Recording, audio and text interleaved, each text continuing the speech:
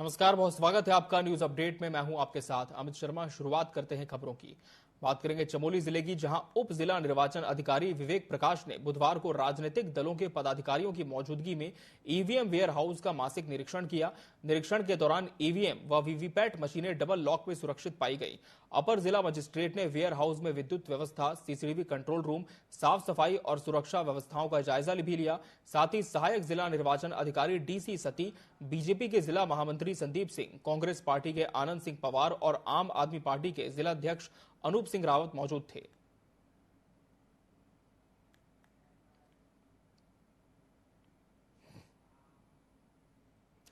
पूर्व विधायक कुंवर प्रणव सिंह चैंपियन के समर्थन में 5 फरवरी को गुर्जर समाज ने महापंचायत का ऐलान किया था।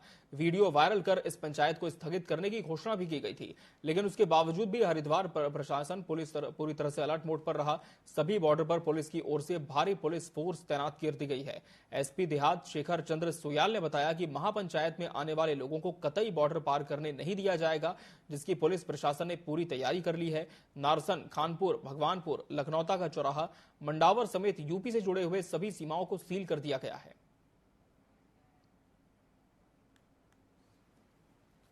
पंचायत का ये ऐलान हुआ था। यद्यपि पंचायत 2 दिन पहले कॉल ऑफ भी हो गई है, लेकिन हमारा पुराना अनुभव थोड़ा कड़वा रहा, तो इस हिसाब से हमने अपनी सारी ड्यूटियों को अलर्ट मोड में रखा है। क्योंकि जनपद में और भी काफी सारे प्रोग्राम चल रहे हैं, कानून व्यवस्था की स्थिति बाधित न हो, इसलिए सारी पुलिस अलर्ट मोड में है। मैं उनका भी शुक्रगुजार हूं कि उन्होंने हमारी बात को समझा और अपनी जो महापंचायत थी उसको कॉल ऑफ किया और बातचीत के मंच पे आके प्रॉपर चीजें आगे चल रही। काशीपुर में सड़क सुरक्षा माह के तहत सीपीओ और यातायात पुलिस ने केवीआर हॉस्पिटल के सहयोग से 3 दिवसीय फ्री मेडिकल हेल्थ कैंप का आयोजन किया गया। आपको बता दें, इस कैंप में नेत्र जांच, ब्लड शुगर, बीपी, दिल और कानून की जांच जैसी सुविधाएं मुफ्त दी जा रही हैं। वाहन चालक को न केवल स्वास्थ्य जांच की सुविधा दी जा रही है, बल्कि उन्हें यातायात नियमों के प्रति जागरूक भी किया जा रहा है। केवीआर हॉस्पिटल की तरफ से निःशुल्क चिकित्सक शिविर लगाया गया है। ये सीओ ऑफिस में लगाया गया है। ये हमारे यहाँ पर ईसीजी की जांच और रिसेप्शन और क्या बोलते हैं इसको, ईसीजी, बीपी, शुगर, ONT की कानून की सुनने की जांच, ये सब जितने भी वाहन चालक लोग हैं उनके जो वीक आंखें हो जाती हैं, कमज़ोर होते हैं, जिससे कि सेटिस्फाई रहे लोग, और इसके लिए कि तैयारी सही से करें और अपना देखभाल से अपना गाड़ी चलाएँ। ये सड़क सुरक्षा माह के अंतर्गत केवीआर हॉस्पिटल के सहयोग से हमारे द्वारा यहाँ पे एक कैंप लगाया गया है, फ्री मेडिकल कैंप। इसमें हम ईसीजी करवा रहे हैं, बीपी का, शुगर का, आई टेस्ट और ईयर टेस्ट करवा रहे हैं। ये सभी चालकों के लिए जो है अनिवार्य है, सभी को कराना जरूरी है, ताकि पता चल सके कि उनमें कोई समस्या नहीं है, वाहन चलाते समय ऐसी कोई दिक्कत ना आए उनको, और सुरक्षित यातायात में जो है ये सहयोगी है। रुड़की में खानपुर विधायक उमेश कुमार और पूर्व विधायक प्रणव सिंह चैंपियन के बीच विवाद के चलते इस क्षेत्र में एक बार फिर तनाव बढ़ गया है, जहां गुर्जर समाज ने 5 फरवरी को प्रस्तावित महापंचायत प्रशासन की सख्ती के कारण भले ही रद्द कर दी गई हो, बावजूद इसके बड़ी संख्या में लोग खानपुर और लक्सर में एकत्रित हुए हैं। स्थिति को देखते हुए पुलिस ने चौकसी बढ़ा दी है और पूरे इलाके पर ड्रोन कैमरों और सीसीटीवी से नजर रखी जा रही है। मामले में एसपी शेखर सोयाल ने बताया कि भीड़ को तितर बितर करने के दौरान पुलिस पर पथराव किया गया, जिसके बाद बल प्रयोग कर हालात को काबू में लाया गया। सैकड़ों लोगों के खिलाफ कानूनी कार्रवाई भी की गई है। 2-3 दिन पहले एक कॉल हुई थी महापंचायत की, तो उस कॉल में यद्यपि हमने दूसरे चैनल से बात करके उन लोगों ने सहमति दी है कि उनका पुलिस व्यवस्था, कानून व्यवस्था पर पूरा यकीन है और वो उन्होंने कॉल ऑफ कर दिया था। लेकिन तब भी एक इंसिडेंट हम पहले फेस कर चुके हैं, जिसमें कॉल ऑफ के बाद भी काफ़ी सारे लोग एक स्थान पे इकट्ठा हुए थे और थोड़ा कानून व्यवस्था की स्थितियां पैदा हुई थी। तो इस बार हमने पूरी सतर्कता रखी है।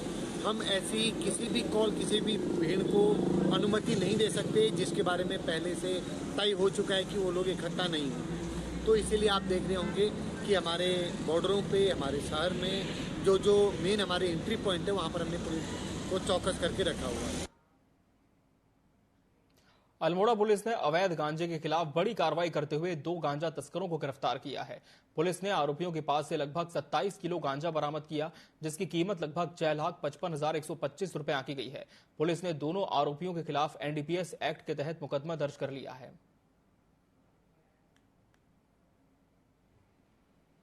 भी इसमें कार्रवाई करते हुए हमारे बतरोज खान थाना पुलिस के द्वारा 2 अभियुक्तों को गिरफ्तार किया, जिनके कब्जे से 26 केजी से अधिक गांजा बरामद किया, जिसकी कीमत 6 लाख से भी अधिक है।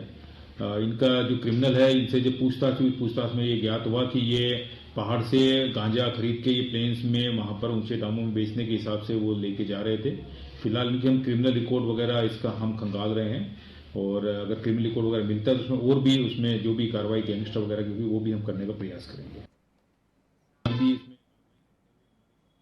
देहरादून के सहसपुर क्षेत्र में पुलिस और बदमाश के बीच मुठभेड़ हो गई। सहसपुर के जंगल में मंगलवार देर रात मुठभेड़ हुई।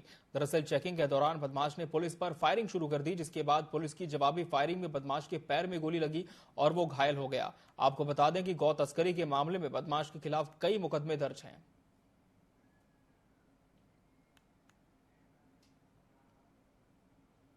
देहरादून में नगर निगम के कर अनुभाग ने हाउस टैक्स जमा नहीं करने वाले करीब 15,000 कमर्शियल हाउस टैक्स दर को नोटिस जारी कर दिया है। आपको बता दें कि इसमें बड़े बकायेदारों की संख्या 460 है, जबकि 50 से 1 लाख तक के टैक्स धारकों की संख्या 3,000 के करीब है। वहीं नगर आयुक्त नमामि बंसल ने सख्त लहजे में कहा है कि बकायेदारों को अवशेष राशि पर 12% राशि जुर्माने के तौर पर जमा करनी होगी, जबकि चालू वित्तीय वर्ष का टैक्स जमा करने पर 20% तक की छूट दी जाएगी। साथ ही नगर आयुक्त ने यह भी कहा है कि जल्द इस धनराशि को जमा करें और आवश्यक कार्रवाई से बचें। बकायेदार हैं जो कि लगभग 460 हैं।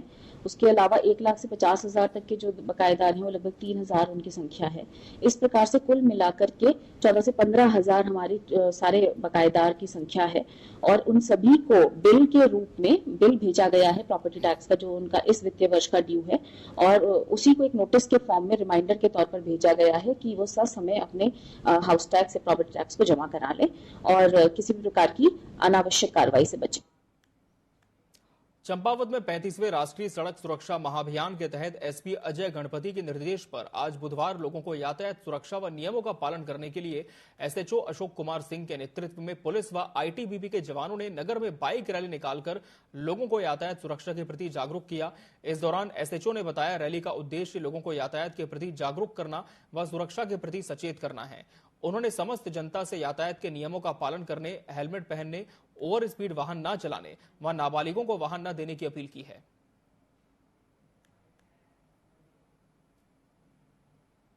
दोपहिया वाहन चलाते समय 3 सवारी ना चले और ओवर स्पीड ना चले, और जो ओवर स्टेट ना करें गलत तरीके से।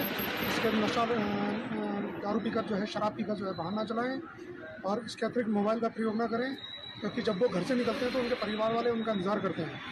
और हमारा उद्देश्य यही है कि हमारा जो जनता है वो सुरक्षित रहे।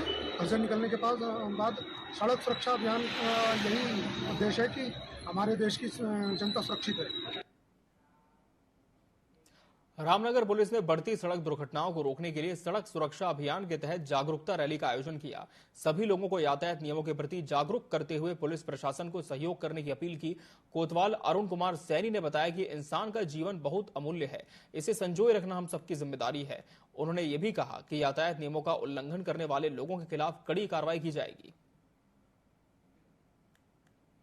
रामनगर पुलिस द्वारा जनता के साथ मिलकर एक सड़क सुरक्षा सप्ताह अवेयरनेस के लिए एक थाना रामनगर से लखनपुर तक एक रैली निकाली है, जिसमें हमारे द्वारा बैनर्स के माध्यम से, होर्डिंग के माध्यम से और लोगों से वार्ता कर उनसे उनको जो सड़क के यातायात के नियम हैं उनके प्रति जागरूक किया गया है। उनको हमारे द्वारा बताया गया है कि भाई आप ये यातायात नियमों का पालन करेंगे और स्वच्छ रहेंगे। टिहरी में विधायक शक्तिलाल शाह एवं जिलाधिकारी मयूर दीक्षित के अथक प्रयासों से घनसाली विधानसभा क्षेत्र के सीमांत गांव गंगी में विद्युत विभाग ने विद्युत ग्रिड लाइन जोड़ने का काम शुरू कर दिया है। आपको बता दें, विद्युत ग्रिड से जोड़ने के लिए लगभग 12 किलोमीटर की लाइन निर्माण और ट्रांसफार्मर लगाने का काम भी जारी है। साथ ही लाइन निर्माण के पश्चात उपभोक्ताओं से संयोजन के आवेदन प्राप्त किए जाएंगे और विद्युत संयोजन देने की कार्रवाई की जाएगी। अभी तक विद्युत व्यवस्था नहीं थी और उनके लिए सोलर पैनल आदि से ही विद्युत की व्यवस्था की जाती थी। अभी माननीय विधायक जी के प्रयासों से और राज्य सरकार के प्रयासों से यहाँ पर बिजली की जो है सप्लाई का अनुमोदन हो गया है और यहाँ पर ऑलरेडी बिजली की जो लाइन है वो लगने का काम भी प्रारंभ हो गया है, जिससे कि गंगी गाँव के लोगों को भी पहली बार बिजली सप्लाई और आदि की भी सुविधाएं प्राप्त हो पाएंगी। अभी अभी तक विद्युत व्यवस्था। चंपावत में दिन दहाड़े भतीजे ने अपने चाचा को रिवॉल्वर से गोली मार दी। गोली लगने से चाचा गंभीर रूप से घायल हो गया, जिसे आनन फानन में इलाज के लिए जिला चिकित्सालय लाया गया, जहां से हायर सेंटर रेफर कर दिया गया है। जानकारी के मुताबिक दोनों पक्षों में पहले से ही जमीन का विवाद जारी था। दोपहर में दोनों पक्षों के बीच विवाद हो गया और आवेश में आकर महेंद्र सिंह तड़ागी ने दिनेश तड़ागी पर रिवॉल्वर से गोली चला दी। परिजनों ने घटना की रिपोर्ट कोतवाली में दर्ज कराई थी। मामले में सीओ वंदना वर्मा ने बताया कि आरोपी को पकड़ लिया गया है और मामले की जांच की जा रही है। 4/2/2025 को जो है एक केस हमारे यहाँ आया था, जिसका नाम था दिनेश तड़ागी, जिसकी उम्र जो है 60 वर्ष के करीबन है, लगभग 60 वर्ष है। वैसे भी गन शॉट की हिस्ट्री से आया और उसके बाद हमने यहाँ फर्स्ट एड ट्रीटमेंट देने के बाद है उपरांत हायर सेंटर के लिए रेफर कर दिया। कि ये चंपावत में भैरवा तिराहे पे दो व्यक्तियों के बीच में झगड़ा हुआ है, उसमें फायरिंग की सूचना आई थी। तो मौके पे हम लोग सब मौके पे पहुंचे और हमने मौका मुआयना किया। इसमें ये पता चला है कि ये दोनों आपस में चाचा भतीजे हैं और इसमें ये महेंद्र सिंह नामक व्यक्ति ने दिनेश सिंह नामक व्यक्ति को गोली मारी है, जो उनके पैर पे लगी है। फिलहाल इनका अभी उपचार चल रहा है, यहाँ से इनको हायर सेंटर के लिए रेफर किया गया है। और जो आरोपी व्यक्ति है उनको फिलहाल हमने अभी अपने कब्जे में ले लिया है उनको भी। और इसके अलावा अभी हम लोग इसमें सभी पहलुओं को जांच कर रहे हैं कि ये घटना कैसे हुई, क्या हुआ, और इसकी जो भी जैसे तहरीर आती है इसमें मुकदमा पंजीकृत करके आगे की कार्रवाई की जाएगी। बागेश्वर जनपद के कपकोट में दूरस्थ क्षेत्र पोथिंग में काश्तकार दीपक गाड़िया इन दिनों पूरे क्षेत्र में चर्चा का विषय बने हुए हैं। जी हां, दीपक ने पहाड़ के इस दूरस्थ क्षेत्र में खेतों में मेहनत कर कमाल कर दिखाया है। आपको बता दें, दीपक गाड़िया ने अपनी जमीन के साथ गांव में जो लोग इधर उधर पलायन कर चुके हैं उनके खेतों को लीज में लेकर ऑर्गेनिक खेती का काम किया, जहां दीपक सब्जियां, मशरूम व फूलों की खेती कर लाखों की कमाई कर रहे हैं। 2000 से 3000 शिमला मिर्च के पौधे में लगाऊंगा। तो इस समय पर कुल मिलाकर के 15 नाली के आसपास मेरी सब्जियों की खेती का काम चल रहा है, जिसमें फूलों की खेती का भी काम है। तो इसमें मार्केट अच्छी रहती है। आपने अच्छे तरीके से इसका उत्पादन किया है, बीमारी ना लगे और सब चीज़ बढ़िया रहे तो आपका अच्छा प्रॉफिट हो सकता है। और साल भर में तकरीबन अगर 15 नाली के आसपास में अगर हम खेती करते हैं और अच्छे तरीके से करते हैं तो शुद्ध आपका 5 लाख रुपए का मुनाफा आराम से हो जाता है। इसके साथ साथ मेरा जितने भी हमारे बेरोजगार भाई हैं उनसे यही निवेदन रहेगा कि हमारे पहाड़ में इस समय पर हमारी खेती, आप सभी देख रहे हैं कि खेती बंजर हो रही है, वो तो बंजर खेती को आबाद करें और आबाद करने के बाद आप इस तरीके का जो व्यावसायिक खेती है व्यावसायिक खेती में आगे बढ़े। व्यावसायिक खेती करने से आपका रोजगार भी बढ़ेगा और आपको एक जो कहते हैं कि शुद्ध भोजन अपने घर में खाने के लिए भी एक शुद्ध मिलेगा, जिसमें आप जैविक खादों का उपयोग करते हैं। तो जैविक खाद का उपयोग करने से जो फर्टिलाइजर वगैरह हम फर्टिलाइजर वगैरह अगर हम अपने प्रोडक्ट में नहीं डालेंगे तो हमको बीमारियों से भी बचाव होता है। लालकुआं के गौला नदी के सैकड़ों खनन वाहन स्वामियों ने महापंचायत की और स्टोन क्रैशरों की नीतियों के खिलाफ मोर्चा खोला।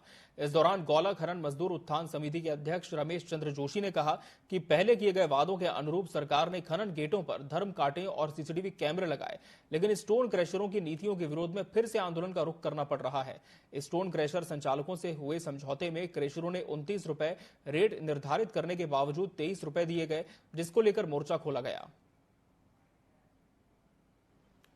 देखिए, इस बार जो है हमारे आंदोलन का कोई मूड नहीं था। सरकार हमारी हर मांगों को पूरे करते हुए जा रही थी। हमारे कांटे भी लग गए थे, सीसीटीवी कैमरे भी लग गए थे, लेकिन लास्ट में जो स्टोन क्रशर की जो नीति है वो सही नहीं हो पाने के कारण हमें फिर आंदोलन करना पड़ रहा है। फिर हमें इस महापंचायत को करना पड़ रहा है क्योंकि स्टोन क्रशर हमें उचित रेट नहीं दे पा रहा है। अपना तो इन्होंने पिछले बार हमें जो है 29 रुपए का रेट प्रशासन के सामने तय करने के बाद हम 23 रुपए के रेट में आए। एक्चुअली सबसे बड़ी समस्या क्या है कि क्रशर स्वामियों ने वाहन स्वामियों को ऐसा समझ लिया है कि जैसे वो उनसे भीख मांग रहे हैं। ये लगातार इनका हर बार का एक नया सिस्टम है। जैसे पिछले साल 33 रुपए रेट खुला था, तो क्रशर स्वामियों ने 33 रुपए के रेट को लाते 29 रुपए 50 पैसे में ला दिया। पिछली बार क्रशर स्वामियों की ओर से एक पत्र हमें दिया गया जिसमें उन्होंने कहा कि भाई हमारा जो आखिरी रेट होगा उस रेट पर हम रेट दे पाएंगे आपको। और यहां रुकेंगे एक ब्रेक के लिए। ब्रेक के बाद भी खबरें जारी हैं।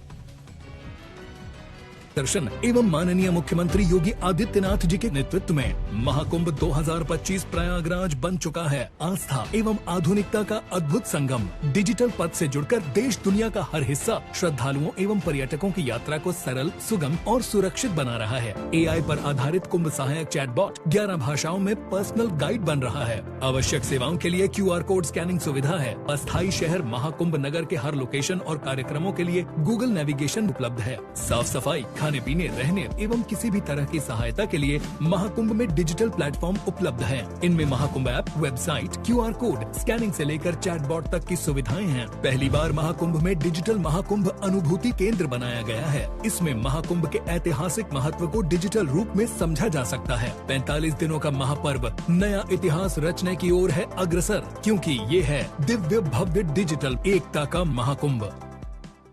13 जनवरी पौष पूर्णिमा से 26 फरवरी महाशिवरात्रि तक महाकुंभ 2025 का साक्षी बन रहा है प्रयागराज का संगम तट। 45 दिनों तक चलने वाले पृथ्वी के सबसे बड़े मानव समागम में करोड़ों श्रद्धालु पुण्य की डुबकी लगाकर बन रहे हैं सांस्कृतिक एकता के सहभागी।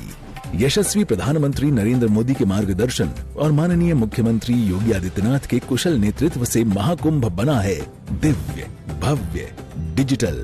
कुंभ सहायक चैटबॉट ने 11 भाषाओं में हर सेवा की जानकारी देकर एकता के महासंगम को बनाया है स्वच्छ, सुरक्षित, सुव्यवस्थित। नए घाट, रिवर फ्रंट रोड, पांटून पुल, फ्लाईओवर, चमचमाती सड़कें, पार्किंग, हजारों बस और ट्रेन, नवीन एयरपोर्ट टर्मिनल, आधुनिक टेंट सिटी जैसी सुविधाओं से पुण्य स्नान हुआ है आसान। महाकुंभ का है अटल संदेश, एकजुट हो अपना देश।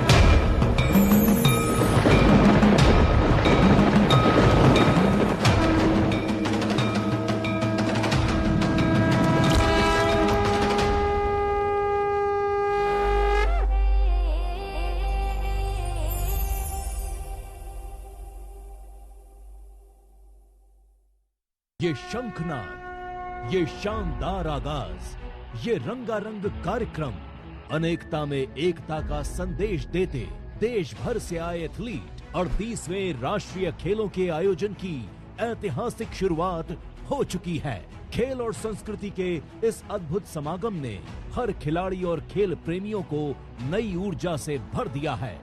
राष्ट्रीय खेलों के मंच से प्रधानमंत्री नरेंद्र मोदी जी का संदेश साफ है। भारत का हर खिलाड़ी खेल की दुनिया में परचम लहराने के लिए तैयार है।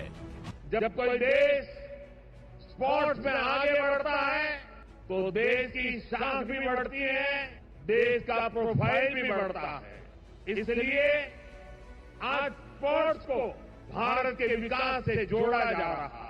देवभूमि से खेल भूमि तक की ये यात्रा बदलते उत्तराखंड का एहसास करा रही है। प्रदेश के 11 जगहों पर तैयार ये वर्ल्ड क्लास इंफ्रास्ट्रक्चर राष्ट्रीय खेलों को भव्य बना रहा है। खिलाड़ियों में जीतने का ये जुनून रोमांचित कर रहा है। 14 फरवरी तक चलने वाले इस खेल महाकुंभ में एथलीटों का एक ही मूल मंत्र है, हर हाल में मेडल जीतना है। 38वें राष्ट्रीय खेलों को इको फ्रेंडली बनाया गया है। यहाँ तक कि खिलाड़ियों को दिए जा रहे मेडल भी ई वेस्ट से तैयार किए गए हैं। राष्ट्रीय खेलों का आयोजन ग्रीन गेम्स की थीम पर कर रहे हैं। इस आयोजन में सौर ऊर्जा का व्यापक प्रयोग किया जाएगा। साथ ही पूरे आयोजन में प्लास्टिक का कम से कम उपयोग किया जाएगा। विकसित उत्तराखंड की यात्रा विकल्प रहित संकल्प के साथ चल रही है। 38वें राष्ट्रीय खेलों का आयोजन इस यात्रा का अहम पड़ाव है। संकल्प से शिखर तक आगे बढ़ता Uttarakhand.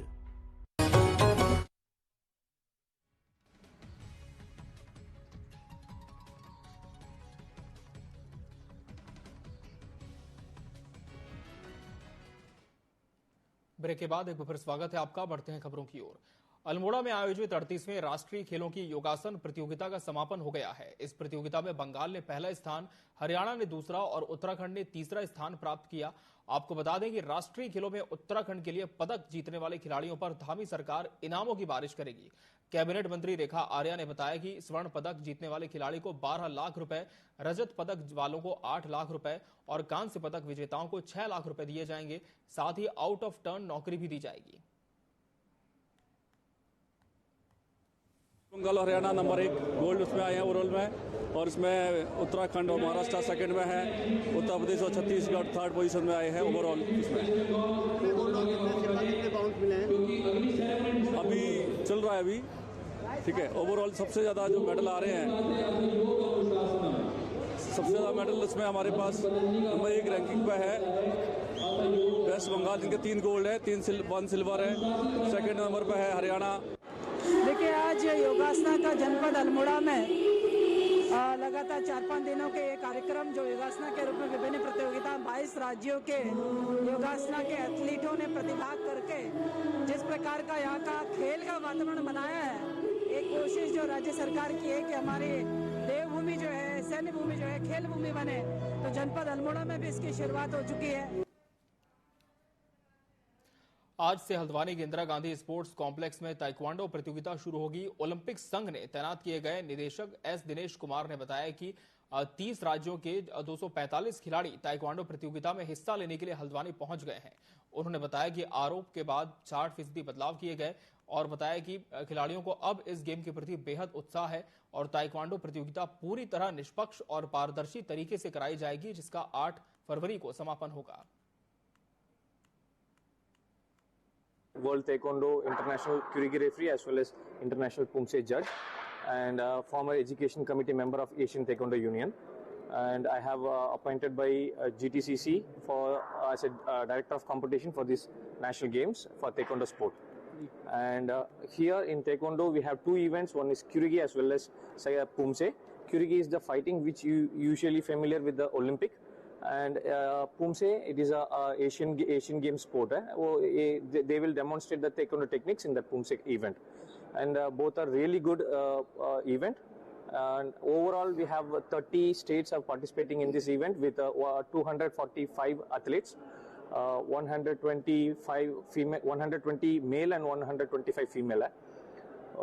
So I hope this competition will go good, and I ensure everything will go fairly. News update की खबरों में फिलहाल इतना ही। मुझे और मेरी पूरी टीम को दीजिए इजाजत। नमस्कार।